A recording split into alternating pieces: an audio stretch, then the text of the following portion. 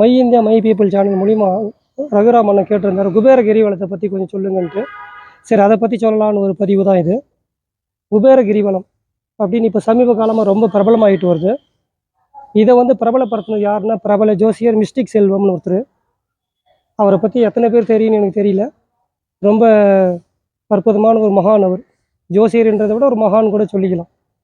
சித்திர வழிபாட்டு முறையில் அதிகமாக அவர் ஈடுபாடு காமிச்சு நிறைய விஷயங்களை அவர் வெளிக்கொண்டு வந்தார். அவர் சொன்ன ஒரு தாரக மந்திரம் என்னன்னா, ஓம் சிவ சிவ ஹோம். இவ்வளோதான் அவர் சொன்னார். மிஸ்டிக் செல்வத்துடைய தாரக மந்திரம்னு பேர் இருக்குது, ஓம் சிவ சிவ ஹோம். ஏன்னா இந்த இடத்துல அவரை பற்றி நாம் நினைவு கூறியே ஆகணும். எத்தனை ஜோசியருக்கு மிஸ்டிக் செல்வத்தை பற்றி தெரியும் தெரியாது. அவர் தான் இந்த குபேர கிரிவலத்தை பிரபலப்படுத்தினார். ரொம்ப பெரிய விஷயம் அது. ஒரு காலத்தில் குபேர கிரிவலம் ஒரு கிரிவலம் பற்றி மக்களுக்கு எதுவுமே தெரியாது. அவரை பற்றி நாம் இந்த இடத்துல பேசியே ஆகணும். ஏன்னா ஒருத்தருடைய குரு பக்தி இல்லைனாக்கா ஒன்றுமே நம்ம செய்ய முடியாது. குரு இல்லாத வித்தை பாழுன்னு சொல்லுவாங்க. குரு கூட போலியாக இருந்துட்டு போட்டோம், ஆனால் குரு பக்தி உண்மையாக இருந்தால் தான் நாம் ஜெயிக்க முடியும். அப்போ இந்த இடத்துல நாம் குபேர கிரிவலத்தை பற்றி பேசுகிறப்போ அவரை பற்றி நம்ம சொல்லலைன்னா அது நல்லா இருக்காதுன்றதால அவரை பற்றி ஒரு குறிப்பை நான் எடுத்துகிட்டு வந்தேன்.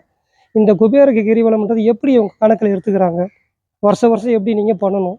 ஏன்னா இந்த வருஷம் சொல்லிட்டு போகிறது வரைக்கும் பிரயோஜனம் இல்லை. இப்போ 2025 நவம்பர் 18 வருது குபேர கிரிவலம். எல்லாரும் சொல்கிறாங்க யூடியூப்பில்.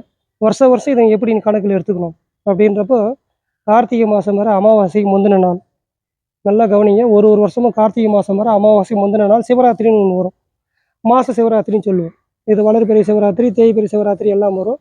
பிரதோஷத்துக்கும் அமாவாசை இடைப்பட்ட ஒரு நாள் தான் சிவராத்திரி. அது சதுர்தசி திதியில் வரும். வருஷம் கார்த்திகை மாதம் சதுர்தசி திதியில் குபேரன் கிரிவலம் வந்ததா ஒரு ஐதீகம். குபேர லிங்கம் அங்கே வச்சுருக்காங்க. குபேர லிங்கத்தானவே அந்த மலை முகடு தான் பார்க்கணும். ஏன்னா மலையே சிவன், சிவனே மலை. அக்னி பழம்பா அங்கே இருந்தார். மலையே அக்னி பழம்பா இருந்துச்சு. மலையே சிவம், சிவனே மலை அப்படின்ற மாதிரி அந்த குபேர லிங்கத்தான குபேர கிரிவலத்தான அந்த மலை முகடை பார்த்து தரிசனம் பண்ணுங்க. குபேரன் கிரிவலம் வந்ததா ஒரு ஐதீகம் இருக்குது. அந்த குபேரன் காட்சி கொடுத்தாரு சிவன். அந்த இடத்துல தான் குபேர கிரிவலம், குபேர பாதையில் அந்த குபேர லிங்கம் வச்சிருக்கிற இடத்துல தான் அவர் காட்சி கொடுத்தார். அந்த நாள் என்னைக்குனாக்கா கார்த்திகை மாதம் வர அமாவாசை முந்தின நாள் சதுர்தசி திதி, மாச பிரதோஷம்னு எடுத்துக்கலாம். இதை அவங்க ஞாபகத்தில் வச்சுங்க. கிரிவலம் சுற்றுங்க, குபேரனோட அருள் பெறுங்க.